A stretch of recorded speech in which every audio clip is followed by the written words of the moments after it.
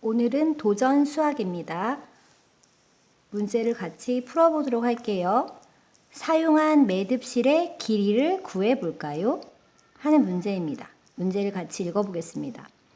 팔찌 매듭을 만들기 위해 매듭실을 4명에게 1과 5분의 2m씩 잘라주었더니 1과 5분의 3m가 남았습니다. 남은 매듭실을 4명이 똑같이 나누어 반지 매듭을 만들었습니다. 한 명이 반지 매듭을 만드는데 사용한 매듭의 길이를 구해봅시다 하는 게 문제입니다. 그럼 우리 구하려고 하는 것은 무엇인가요? 맞아요. 한 명이 반지 매듭을 만드는데 사용한 매듭실의 길이지요. 적어보겠습니다. 적었어요. 두 번째 문제 볼게요. 문제에서 주어진 정보를 모두 써보세요. 이 문제를 풀기 위해 이 문제 속에 정보가 많이 주어져 있는데 한번 찾아볼게요. 먼저 4명에게 1과 5분의 미터씩 잘라주었다. 그러니까 한 명당 1과 5분의 2m씩 잘라줌. 두 번째는 1과 5분의 3이 남음. 그리고 세 번째는 위에 1과 5분의 3m로 4명이서 나누어 가졌다죠. 이 세 가지의 정보가 이 문제에 들어있어요. 그러면 어떻게 하면 풀 수 있을까요? 한 명이 반지 매듭을 만드는데 사용한 매듭실의 길이 한번 찾아볼게요. 각자 생각해 볼까요? 자, 그러면 문제를 풀어봅시다. 선생님은 이렇게 풀었어요. 지금 그 매듭실이 있었는데 그 중에 1과 5분의 2m씩은 팔찌 매듭을 만드는데 사용했어요. 그리고 1과 5분의 3이 남았고 이것을 4명에게 나누어줘서 이것으로 반지 매듭을 만드는 데 사용했죠. 구하려고 하는 것은 반지 매듭을 만드는 데 사용한 매듭실의 길이니까 남은 1과 5분의 3m를 4명이서 나누었으니까 나누기 4를 해줍니다. 그러면 한 사람이 반지 매듭을 만드는 데 사용한 매듭실의 길이가 나오겠죠. 그럼 1과 5분의 3은 그대로 두고는 풀기 어려우니까 가분수로 고칩니다. 5분의 8. 나누기를 곱하기로 이 4를 4분의 1로 고쳐서 풀면 여기 약분이 되네요. 1, 2.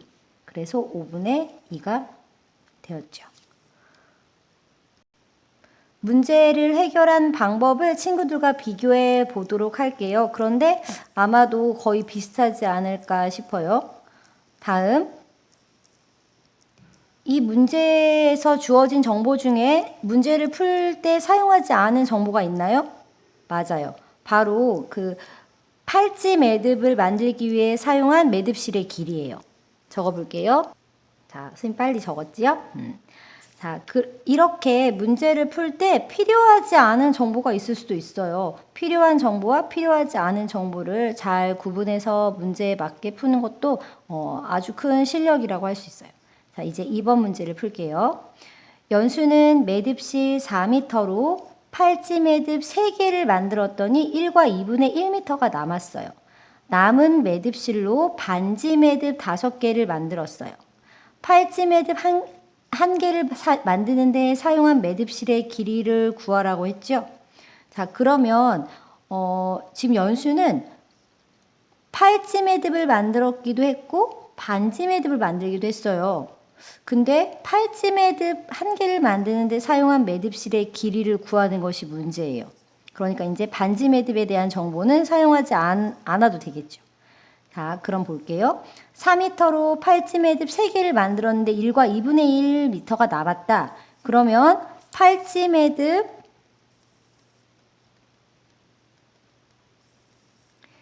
3개 만드는데 사용된 매듭실은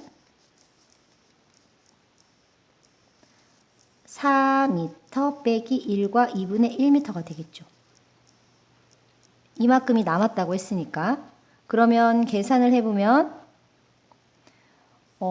자연수 빼기 대분수의 모습입니다. 그럼 이거는 없는 분수의 모습을 만들어줘야 돼요. 4를 3과 2분의 2로 고쳐주고 빼기 1과 2분의 1. 자연수는 자연수끼리 빼고 2. 분수는 분수끼리 뺍니다. 2분의 1. 2와 2분의 1m를 이용해 팔찌 매듭 3개를 만든 거예요. 그러면 팔찌 매듭 1개를 만드는데 이용한 길이는 2와 2분의 1m를 3개를 만들었다고 했으니까 나누기 3. 자, 나눗셈은 이대로는 풀기 어려워요. 얘를 가분수로 고칩니다. 2분의 5. 나누기를 곱하기로 3을 3분의 1로. 그래서 6분의 5m가 되겠죠.